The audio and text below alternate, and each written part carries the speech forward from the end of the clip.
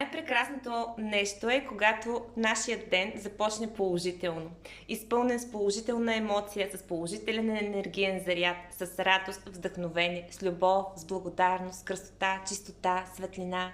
И когато ние транслираме тези емоции и усещания към света, те се връщат обратно към нас с огромна сила.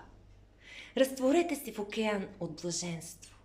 Потопете се в него и си представете как и светът, как всичко наоколо се потапя в същия този океан. Усещането е невероятно.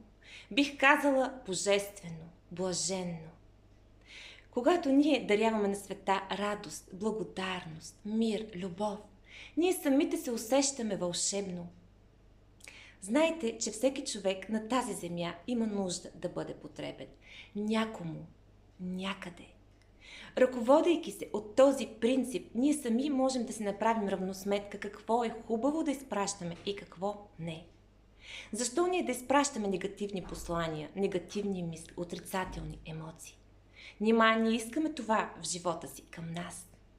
Затова благодарете на всичко, дори и на физическо ниво, да не ви е способно да обичате някого или нещо, направете го на финно, надълбоко, тук вътре, във вас.